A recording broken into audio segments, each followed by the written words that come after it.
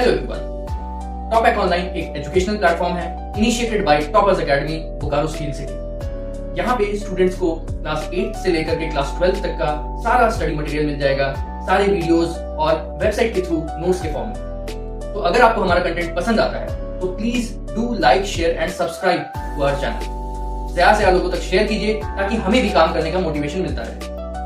तो चलिए जो वीडियो स्टार्ट करते हैं। Thank you.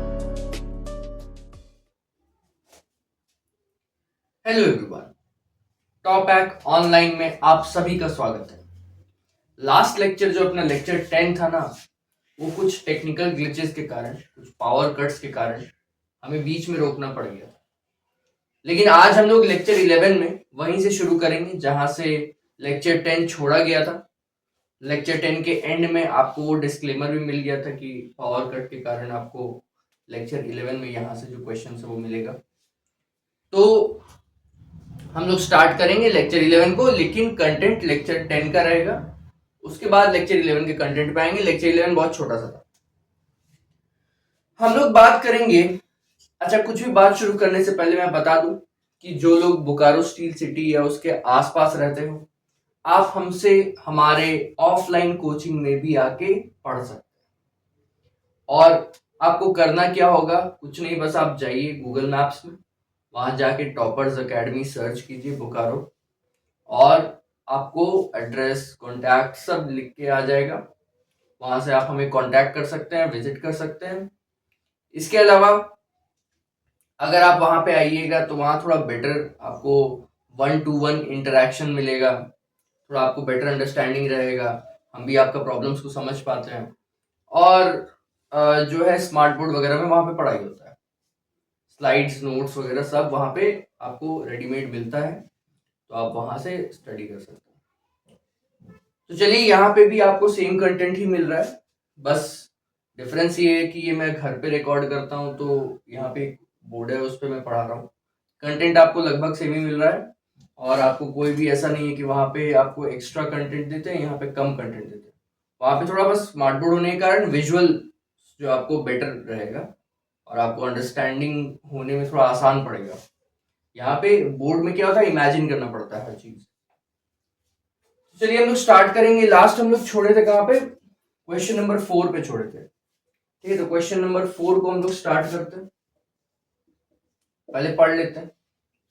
देखिए, ए और बी दो सेट है। अगर ए इंटरसेक्शन एक्स और B intersection X null set है, और ए यूनियन एक्स और बी यूनियन एक्स जो है दोनों इक्वल है, तो प्रूव करना है ए इक्वल्स टू बी। ये देखिए, बोला तो है let A and B be sets, लेकिन यहां भी 3 सेट का ही बात है, ए बी और एक्स का। तो जब 3 सेट रहता है तो हम लोग क्या करते थे, यूनियन से शुरू करते थे, और जो भी अपना सेट हमको इक्वल करना है, बारी बारी इंटरसेक्शन में दोनों साइड, बोथ साइड्स लगा दिया करते थे, फिर आगे सॉल्व करते थे। चलिए हम लोग क्या करते हैं, पहले यूनियन वाले कंडीशन को लेते हैं। सबसे पहले लिख लेते हैं गिवन क्या क्या है। गिवन है आपका a intersection x equals to b intersection x equals to null set, और a union x equals to b union x। ये दो चीज आपका गिवन है। अब a यूनियन x और b यूनियन x को हम लोग क्या करेंगे, स्टार्ट करते हैं। a यूनियन x और b यूनियन x, इसमें हमको क्या करना होता है, जो भी हमको इक्वल करना है बारी बारी दोनों को, बोथ साइड्स हमको इंटरसेक्शन में लाना है। तो पहले हम ए को लेके आते हैं, तो भाई दोनों साइड इंटरसेक्शन में लगा दीजिए ए को, है ना, यूनियन अंदर है तो बाहर इंटरसेक्शन में लगाएंगे,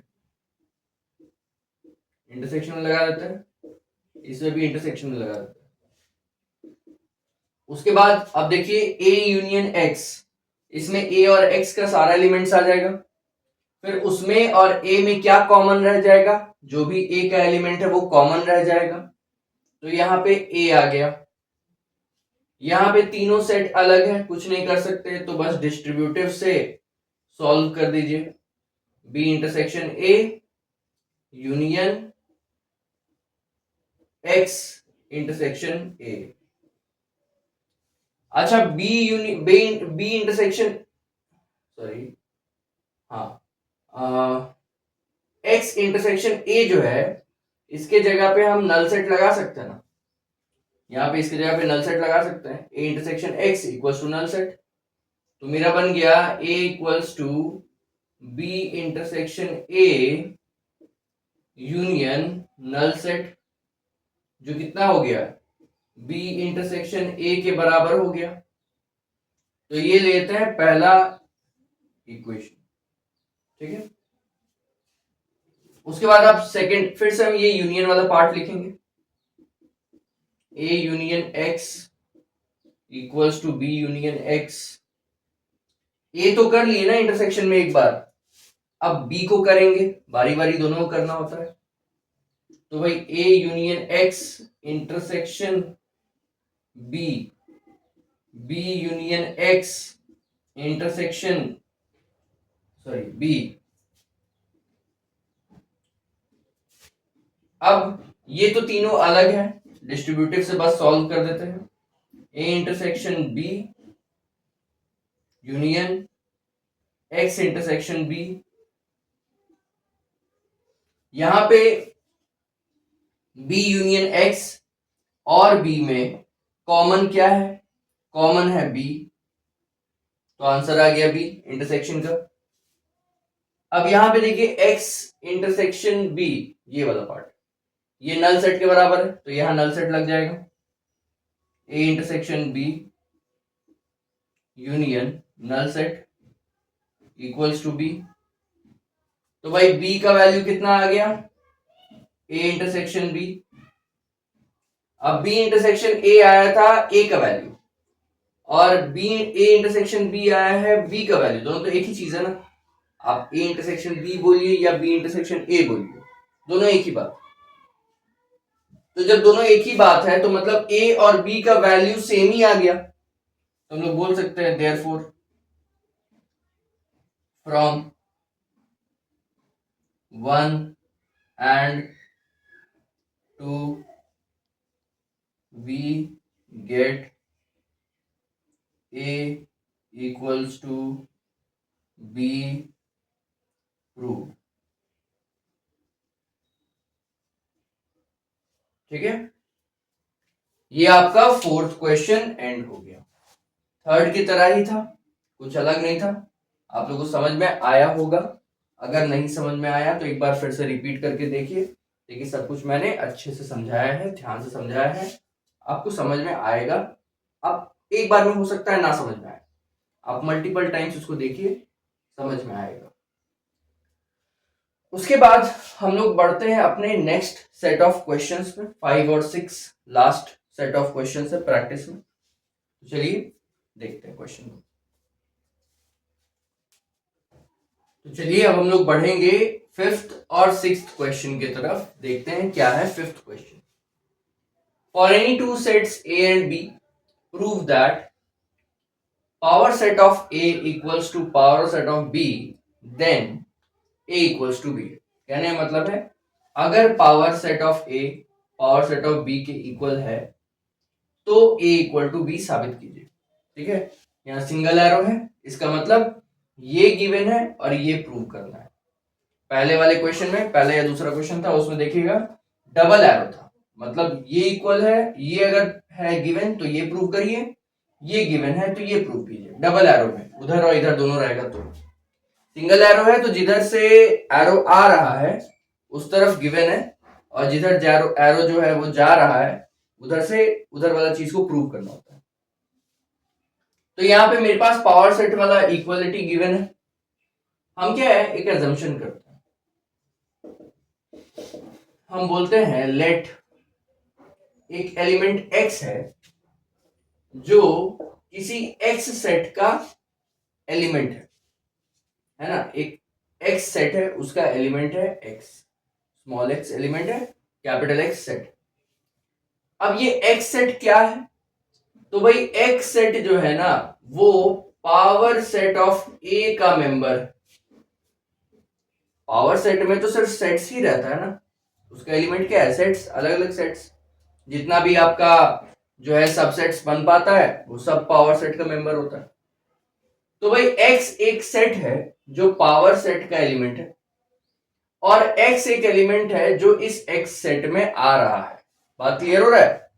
जैसे मान लीजिए एक सेट है 2,3, ये पावर सेट का मेंबर और इस सेट का मेंबर है 2, तो हम ये बोल सकते हैं ना 2 बिलोंग्स टू 2,3 और 2,3 belongs to power set of A, यही बात।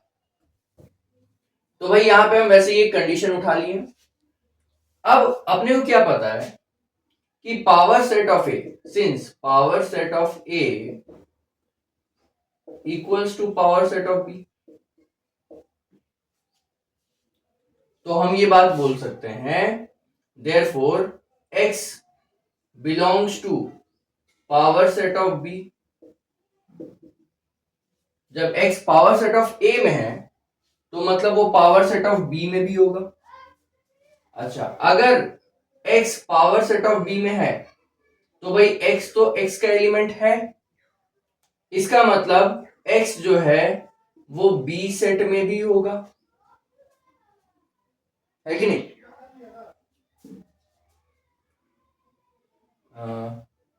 इसमें एक अजम्पशन और लेना पड़ेगा हमको। अच्छा, यहां पे इस कंक्लूजन से हम ये निकाल सकते हैं देयरफॉर x जो है वो a सेट का भी मेंबर है ना। a का पावर सेट में कौन कौन सा मेंबर आता होगा? जो a सेट का मेंबर होगा। तो भाई x जो है वो x सेट को बिलोंग करता है और x set power set of a को बिलोंग करता है, तो इसका मतलब जो ये x एलिमेंट होगा वो a का मेंबर होगा। अगर a का मेंबर नहीं होता तो पावर सेट में थोड़े ना आता। अगर किसी को ये नहीं समझ में आ रहा है कि पावर सेट क्या होता है, ये मेंबरशिप क्या, मेंबर जो हम बोल रहे हैं ये क्या होता है, तो आपको कॉन्सेप्ट का प्रॉब्लम है, आप एक बार लेक्चर्स को स्टार्टिंग से देखिए। तो यहाँ पे देखिए दो रिजल्ट आया है, हम ये लिए थे, है ना, x बिलोंग्स टू a और ये मेरा आ गया है, ये मेरा आ गया है। तो जैसे ही हम ये बात, अच्छा यहाँ नहीं, यहाँ वाले देखो, जैसे ही हम ये बात देख लेंगे, तो यहाँ कुछ भी नहीं लिखा, ये दो चीज है, ये हम लिए थे और ये आ गया, तो हम ये बात बोल सकते हैं कि जो एलिमेंट a का मेंबर है वो b का मेंबर भी होगा। तो हम बोल सकते हैं a is a subset of b, है ना, ये इक्वेशन 1, इसको मान। अब इसी का एक उल्टा एजम्पशन लेके चलेंगे, let y belongs to x, तो y बिलोंग्स टू, सीधा यहाँ b लेते हैं, ठीक है, यहाँ पे x लेने का मुझे जरूरत नहीं था, सीधा a भी लेते तो चल जाता,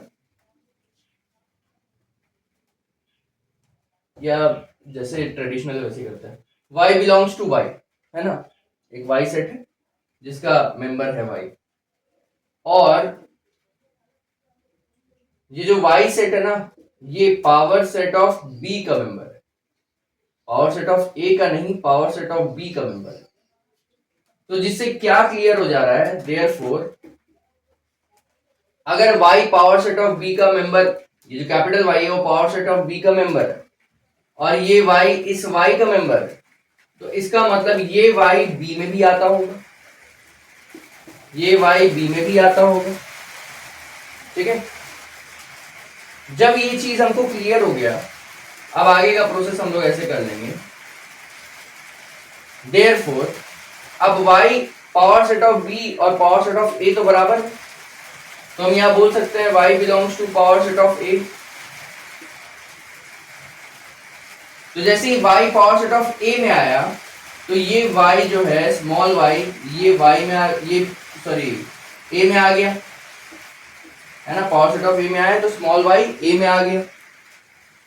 अब ये बात हम लिए थे, y जो है b का मेंबर और ये मेरा आ गया y बिलोंग्स टू a। जैसे ही ये दो बात आ गया तो हम ये बात बोल सकते हैं कि जो भी मेंबर b का होगा वो a का भी एलिमेंट होगा। तो इसीलिए हम यहां पे बोल सकते हैं therefore b is a subset of a। अब 1 और 2 से जो a जो है वो सबसेट निकल गया b का, बी जो है वो सबसेट निकल गया ए का, ये तो इक्वालिटी का कंडीशन है ना, तो हम लिखेंगे फ्रॉम 1 and 2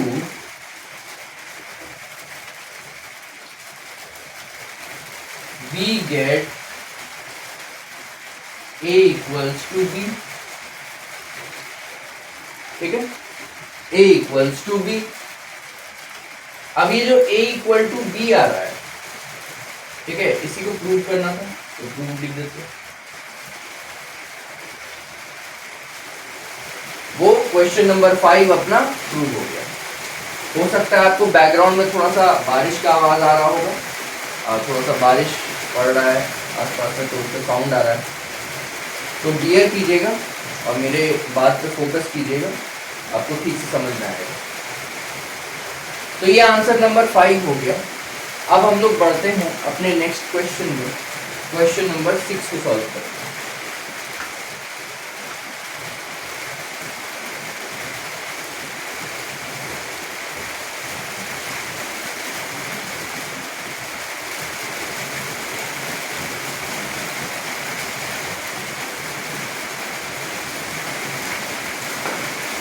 क्वेश्चन नंबर 6 में ऐसा है कि देखिए,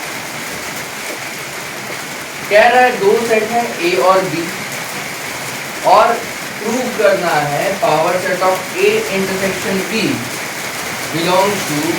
अच्छा, इस लेक्चर को हम लोग थोड़ा सा पॉज देंगे, अभी थोड़ा साउंड ज़्यादा है, बारिश रुकने देते हैं, उसके बाद कंटिन्यू करते हैं, ठीक है।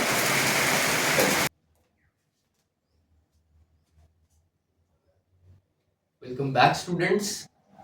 तो बारिश जो अपना डिस्टरबेंस था वो बंद हो चुका है, और हम लोग अपने क्वेश्चन नंबर 6 में वहां से कंटिन्यू करते हैं। तो देखिए यहाँ पे क्या बोल रहा है, दो सेट है ए और बी, और इसको क्या है ना, प्रूव करना है power set of A intersection B equal to power set of A intersection power set of B. ये अपने को प्रूव करना है। चलिए देखते हैं कैसे प्रूव करेंगे।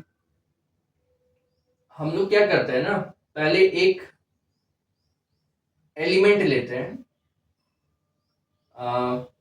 एक्स, जो एक सेट को बिलोंग करता है एक्स, ठीक है, सेम मेथड चलेंगे जो ऊपर चले थे। एक एक्स एलिमेंट लेते हैं जो एक एक्स सेट को बिलोंग करता है, उसके बाद ये जो एक्स सेट है वो power set of A intersection B को बिलोंग करता है, ठीक है। अगर ऐसा है तो ये जो एक्स सेट है ये power set of A intersection B का मेंबर है, ठीक है। आपने वो क्या है, ए और बी को इक्वल नहीं करना है, तो हम लोग क्या करेंगे, इसको यहां तक छोड़ेंगे, देखेंगे अगर यूज होगा कि x belongs to A intersection B तब यूज करेंगे, नहीं तो फिर यहीं तक रहने देंगे, छोड़ देंगे। अब आगे बढ़ते हैं, हम लोग लिखते हैं since x belongs to, sorry capital x belongs to power set of a intersection b, therefore, ठीक है। अच्छा, जरूरत पड़ेगा देखते हैं। ये x एलिमेंट जो है ना, therefore x belongs to a intersection b ले लीजिए, क्योंकि इसको उसमें कन्वर्ट करना है तो हमको इसको सेपरेट करने के लिए चाहिए, तो x belongs to a intersection b ले लीजिए। समझ में आया ना, पिछले ही क्वेश्चन जैसा है कि भाई ये कैपिटल X है, ये सेट जो है इस पावर सेट का मेंबर है, तो इस सेट का जो एलिमेंट है x वो इसके अंदर वाले सेट जो मेन सेट है उसका मेंबर होगा, तो a इंटरसेक्शन b का एलिमेंट है x, ठीक है। तो हम लिखेंगे therefore x belongs to a intersection b। तो भाई x belongs to a intersection b, इसका मतलब x belongs to a and x belongs to b।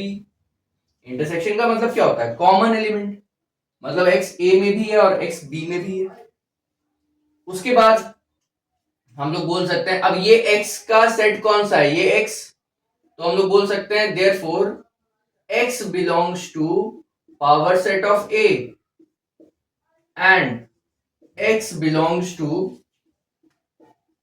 Power set of b।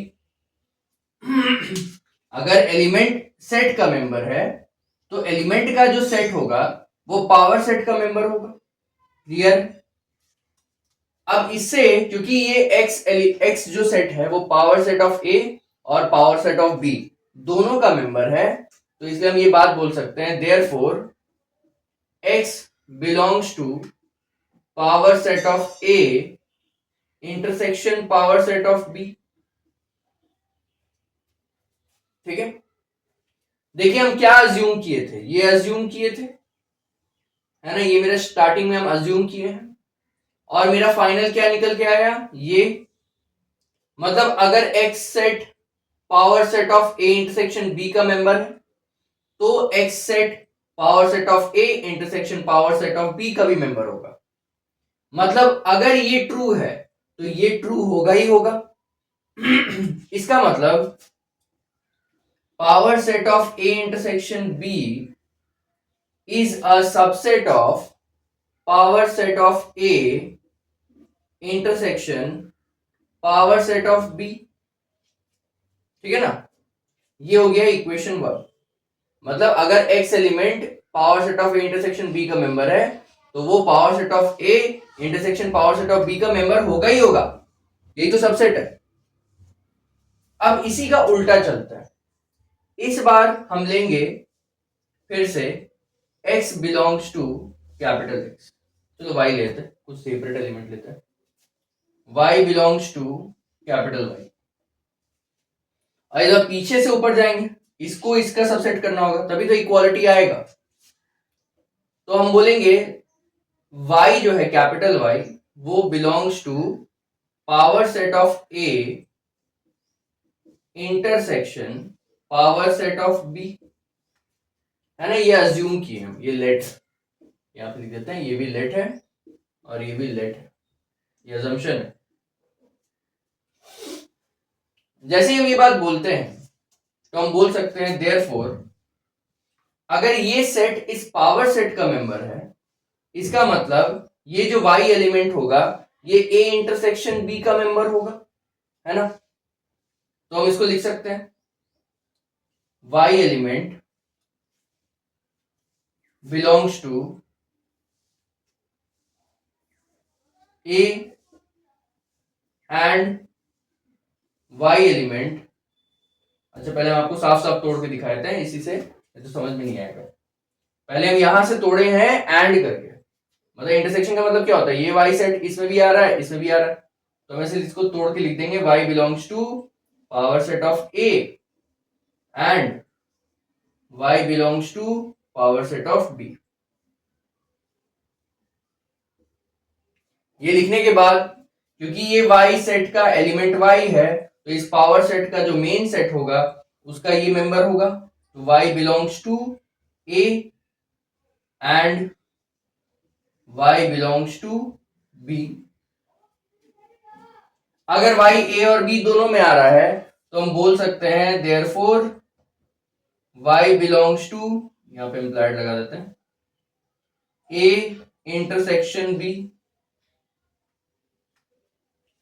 अगर y element a intersection b में आ रहा है इसका मतलब y का जो सेट होगा कैपिटल Y वो इस a इंटरसेक्शन b के पावर सेट में आ रहा होगा,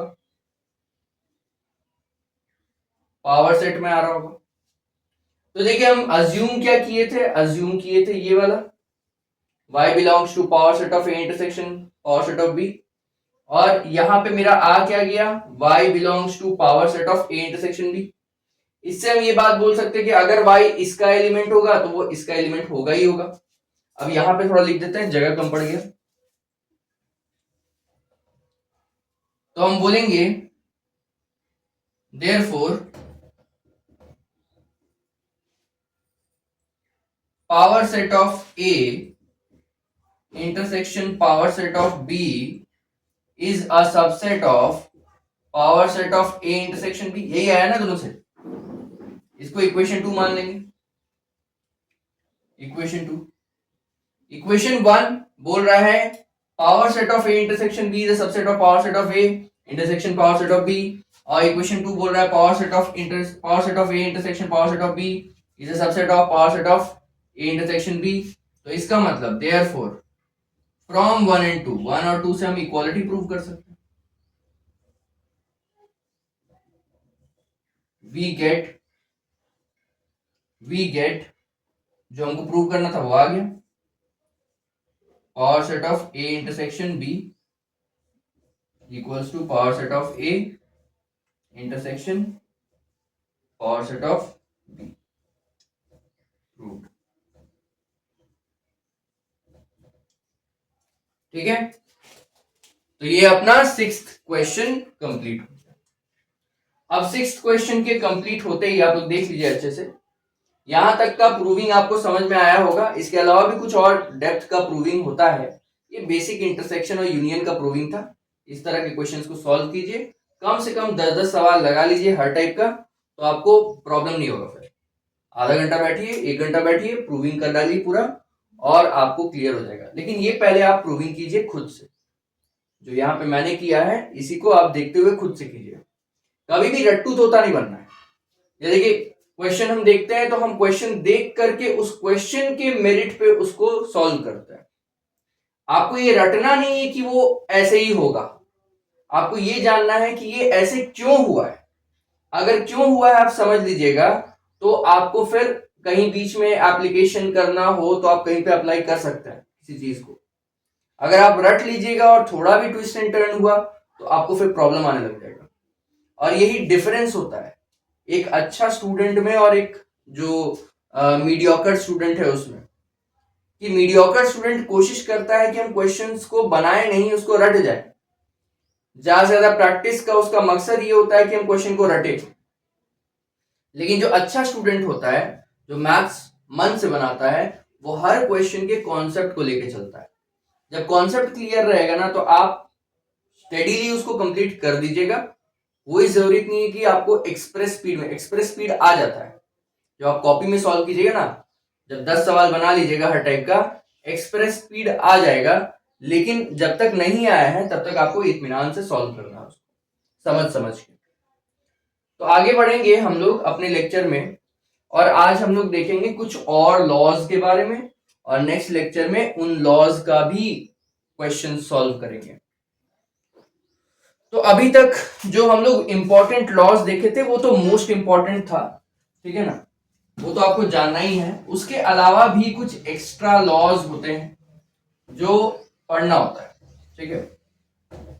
ये लॉज एज सच आपको याद रहे तो बहुत अच्छा है, नहीं याद रहेगा तो भी कोई बात नहीं, आप कॉन्सेप्ट से भी अप्लाई कर सकते हैं क्वेश्चंस में। लेकिन याद कर लीजिए, ज्यादा बेटर है। यहाँ पे लेक्चर में देने का मकसद ही यही है कि आप अगर याद कर लेते हैं उसको, सारा लॉज को, तो आपको बेनिफिट रहेगा। आप क्वेश्चंस को देख के पहचान पाइएगा कि ये कैसे सॉल्व होने वाला है, ठीक है। बढ़ते हैं।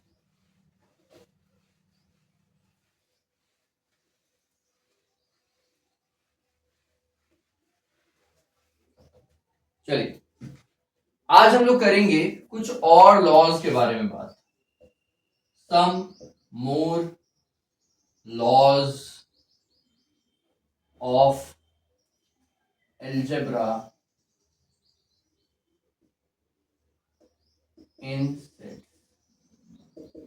सेट्स के फॉर्म में, लॉ ऑफ एल्जेब्रा की तरह हम लोग देखें। तो पहला लॉ जो आपको दिया हुआ है वो है a minus B equals to a intersection b complement, ठीक है।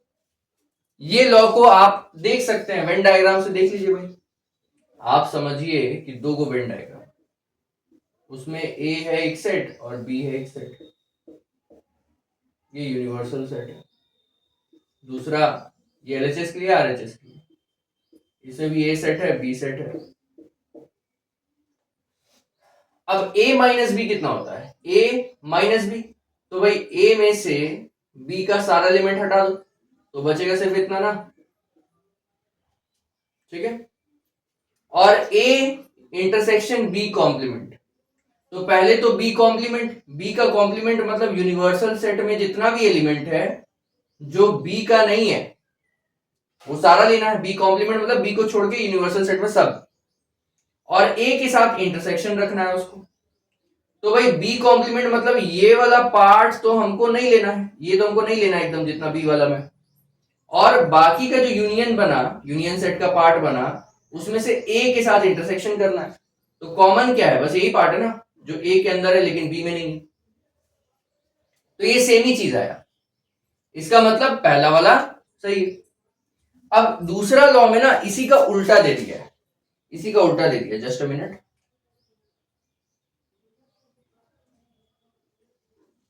इसी का उल्टा दे दिया। इसका उल्टा क्या है, जैसे b माइनस ए है तो उसको बोल दिया है b इंटरसेक्शन ए कॉम्प्लीमेंट। ठीक है भाई, पहला वाला को ऐसे ही रहने दो, दूसरा वाला को कॉम्प्लीमेंट कर दो और बीच में इंटरसेक्शन लगा दो, बन जाएगा a माइनस बी या b माइनस ए। ठीक है, अब ये जो a माइनस बी या b माइनस ए है, एक मिनट रुक जाइए,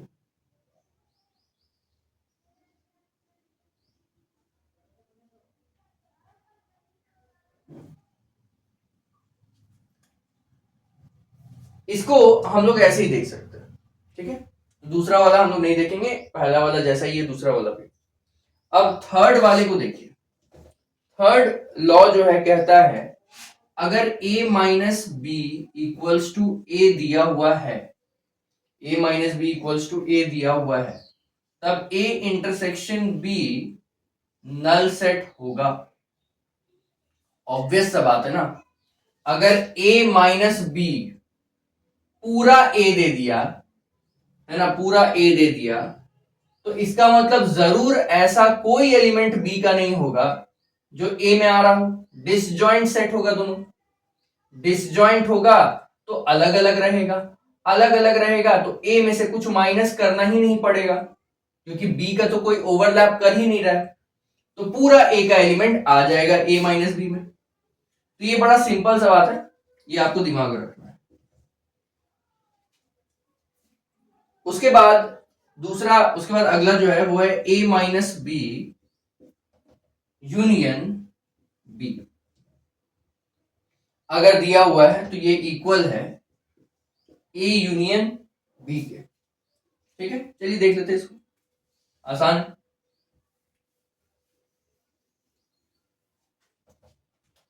देखिए पहला हम लोग वेन डायग्राम बनाएंगे, यूनिवर्सल सेट है ये ए सेट और ये B set, A B.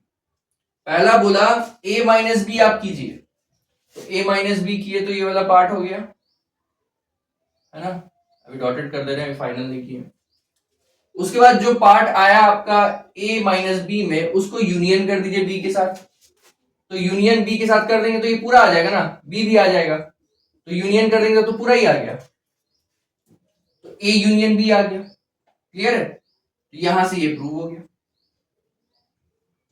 5 number में देखिए, अगर बोलता है a minus B intersection B करने बोला गया है, सेकेंड वाला का इंटरसेक्शन, सेकेंड वाला का यूनियन,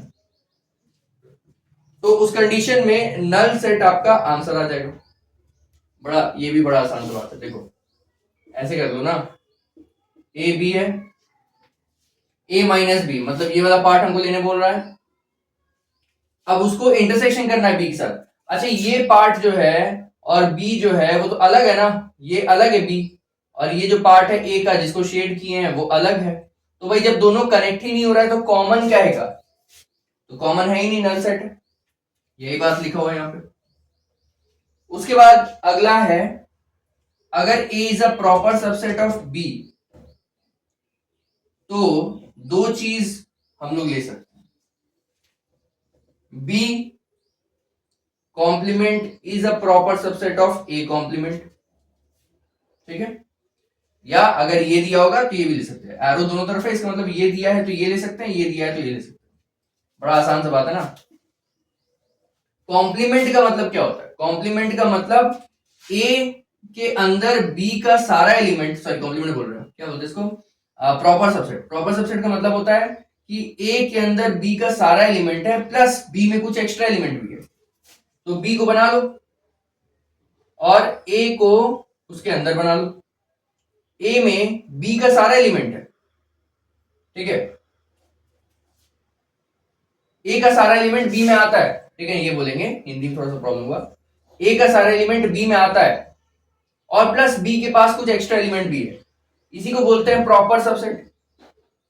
अगर हम ये बोले कि अच्छा ए कॉम्प्लीमेंट कर दो, तो कॉम्प्लीमेंट कर देंगे तो पूरा ये ए को छोड़ के जितना है वो सब आ जाएगा, और बी को कॉम्प्लीमेंट करेंगे तो बी को छोड़ के जितना बचा वो सब आ जाएगा। अच्छा देखो तो किस में ज्यादा एलिमेंट है, ए में ऑब्वियस बात है, ए कॉम्प्लीमेंट में ज्यादा एलिमेंट आ रहा है, क्योंकि ए कॉम्प्लीमेंट में बी का एलिमेंट भी आ जाएगा, लेकिन बी कॉम्प्लीमेंट में ए का एलिमेंट नहीं आएगा, तो बी कॉम्प्लीमेंट में जो एलिमेंट आ रहा है वो कम है और ए कॉम्प्लीमेंट में जो एलिमेंट आ रहा है वो ज्यादा है। तो ये बात हम बोल सकते हैं कि बी कॉम्प्लीमेंट प्रॉपर सबसेट होगा ए कॉम्प्लीमेंट का, इसका मतलब बी कॉम्प्लीमेंट का सारा एलिमेंट ए कॉम्प्लीमेंट में आएगा प्लस ए कॉम्प्लीमेंट में कुछ एक्स्ट्रा एलिमेंट भी आ रहा होगा, यही बात लिखा हुआ है यहां पे। लास्ट रूल 7 नंबर कहता है अगर आपके पास a माइनस बी है, उसको आपको यूनियन करना है b माइनस ए से, तो आप इसको ऐसे भी कर सकते हैं कि a यूनियन b किए और माइनस a इंटरसेक्शन b कर लिए, ठीक है। ये एक इंपॉर्टेंट लॉ है, ये बहुत जगह पे लगेगा, अभी वेन डायग्राम वाले पार्ट में भी लगेगा, वर्ड प्रॉब्लम जब सॉल्व करेंगे। अगर a माइनस बी दिया हुआ है और b माइनस ए दिया हुआ, दोनों का यूनियन किया, चलिए देखते हैं। एक मिनट,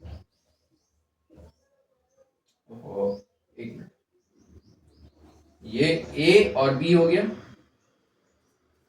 a माइनस बी करने बोला, ठीक है, a माइनस बी किए तो ये आया, b माइनस ए करने बोला, b माइनस ए किए तो ये वाला आया, और उसको यूनियन करने बोला, मतलब ये दोनों का एलिमेंट लेना है, बीच वाला को छोड़ देना है। इसको देखते हैं,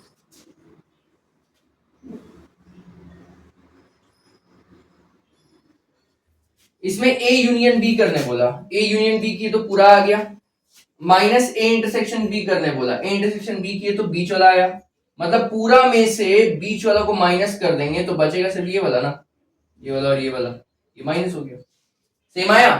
तो इसका मतलब आप इसको इसमें कन्वर्ट कर सकते हैं या इसको इसमें कन्वर्ट कर सकते हैं, ये सबसे ज्यादा उपयोगी है। ये सब ना ऐसे भी हम लोग सॉल्व कर लेते हैं, है ना, आप लोग देख रहे होंगे कि मेरे को भी रूल्स एकदम पक्का याद नहीं है, लेकिन क्वेश्चन बना देते हैं। क्या रीजन है?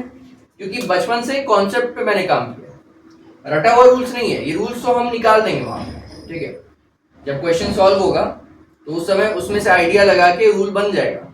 ये लास्ट वाला बस दिमाग में रखना होता है, ये लास्ट वाला जो है ना सबसे ज्यादा इंपॉर्टेंट है, उसके ऊपर वाला उतना भी इंपॉर्टेंट नहीं है, वो आपको पता ही है, वो पता चल जाता है, ठीक है, लास्ट वाला सबसे ज्यादा इंपॉर्टेंट है। तो यहां लिख देते हैं VVI, ये वाला पूरा, ठीक है, ये आपको रटा हुआ रहना चाहिए, बाकी सब आपको कैसे बनाना है, किस तरह से अप्लाई कर देना है, वो जब क्वेश्चन सॉल्व करेंगे तो आपको पता चल जाएगा, और इतना भी प्रॉब्लमैटिक नहीं है, तो ज्यादा टेंशन नहीं लेना है, आराम से बन जाएगा। लेक्चर 11 में यहीं तक था, लेक्चर 11 आज हम लोग का एंड होता है, और यहां से हम लोग कंटिन्यू करेंगे अपने अगले लेक्चर में कुछ क्वेश्चंस के साथ। तब तक आप लोग अपने बुक का यूज कीजिए, सॉल्विंग कीजिए, प्रैक्टिस कीजिए, बहुत ज्यादा पढ़ाई हो चुका है तो आप लोग सॉल्व कर सकते हैं। तो चलिए मिलते हैं अपने नेक्स्ट लेक्चर में, तब तक पढ़ते रहिए, आगे बढ़ते रहिए। Thank you.